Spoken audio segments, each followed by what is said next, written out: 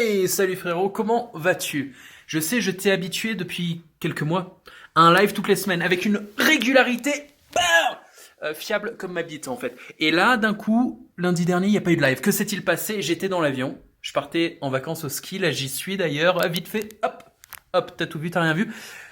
Je me suis dit pour me faire pardonner, qu'est-ce que je vais faire? Je vais t'offrir un petit vlog, je sais que t'aimes ça, hein. Bon voilà, c'est parti.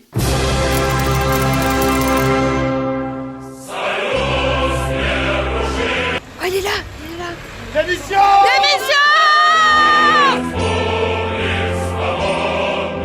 Y'a Macron! Il est venu en plus, putain.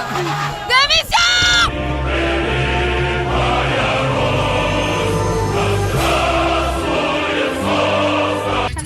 Un film russe sur les cadavres dans la neige. Ça c'est deux migrants qui se réveillent. Putain, on les avait cru congelés et en fait non. T'entends le son là? C'est de la petite propagande soviétique. C'est pour te dire, il fait beau, il fait 25 degrés, il y a du soleil. Profitez de votre pouvoir d'achat. La gare de Moscou, c'est parti. Je vais récupérer ma femme qui va descendre du train.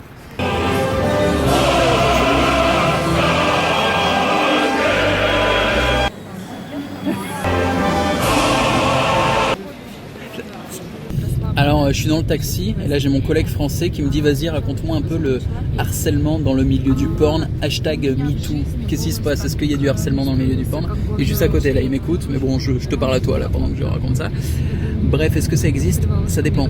Ça existe à Los Angeles, tu sais, ils sont à fond dans ces trucs LGBT, féminisme, des nanas qui cassent les couilles. Donc il y a eu des vagues de plaintes. Tu vois, avant l'histoire Weinstein, il y a une histoire avec un mec qui s'appelle James Dean, je crois, un acteur porno, mais pas l'acteur connu James Dean, il y a un autre, il y a un gars qui s'appelle James Dean aussi qui fait du porno, et il y a son ancienne compagne qui s'appelle Stoya, je crois, qui s'est plaint de viol en disant que ce mec l'a violé. Et c'est vrai que je crois qu'il a enculé dans un couloir, ouais. Et qui fait souvent ça, il encule des actrices dans les couloirs. Mais c'est ambigu parce que la plupart des actrices l'adorent, c'est un mec super connu. Et il y a des mecs comme ça, tu vois, qui sont vraiment des chauds de la bite, qui sont des acteurs porno.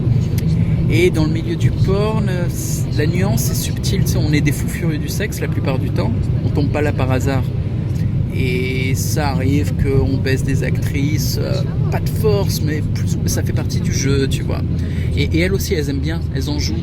Donc c'est très ambigu. Il y a des fois, on sait pas où est la limite, et donc on joue avec. Et tant que ça va, ça va. Tant qu'il n'y a pas des blessures psychologiques ou mentales, et franchement, il y en a rarement. De toute façon, les actrices qui font ce métier plus de 2 ans, c'est qu'elles sont faites pour, donc elles encaissent psychologiquement et physiquement les assauts sexuels, qu'ils soient filmés ou pas filmés. Parce que franchement, on baise hors caméra, mais même par professionnalisme. Je te parle de la préparation anale par exemple. Quand il y a une scène anale, dès la première pénétration, il faut que ça envoie, c'est-à-dire que la pénétration soit complète, qu'il y ait de l'amplitude, qu'il y ait presque de la vitesse, tu vois. Et pour ça, il faut que l'anus de la nana soit détendu. Et pour bien se détendre, c'est pas juste avec des plugs. Elle se fait un peu enculer par le partenaire masculin avant le tournage. Donc tu as 10 minutes de sodomie avant la scène, hors caméra, et puis après on commence. Mais c'est la nana même qui le réclame quand elle a de l'expérience, parce qu'après elle va mieux tourner le truc. Donc juste pour dire, rien que pour ça, il y a du cul hors caméra. Et j'interromps cette petite parenthèse pédagogique sur la sodomie hors caméra pour vous montrer ce petit dessin de ma femme, donc dessiné au doigt, sur la neige. Il s'agit d'un chat à 6 pattes, hein, animal rare, mais tellement mignon. Regardez, c'est magnifique.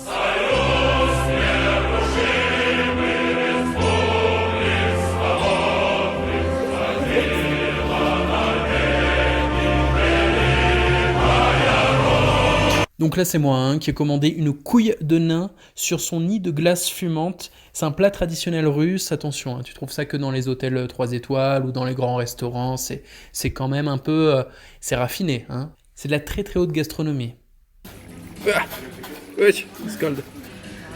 Petite sortie romantique, donc je l'ai évidemment emmené au club de tir. Il faut qu'on s'entraîne, tu vois, en cas d'invasion de zombies en fait. Le pacte de Marrakech nous promet quelques hordes fort sympathiques.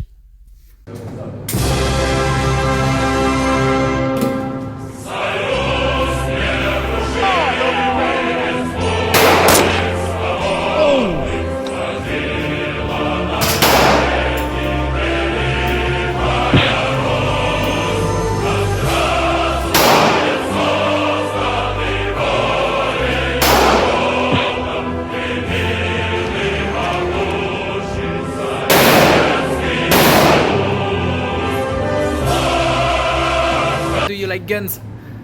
Love it. You love guns? Yes. Yes? Good. So, I did good? Alors regarde, ça c'est ma cible. J'ai tout foutu au milieu quasiment. Ça, c'est Aliona, that's yours. Happy? Ça, c'est mon pote qui a de l'expérience. Alors, c'est la première fois de ma vie que je tire.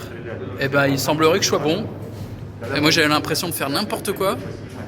Yo soy la pequeña diosa del caño.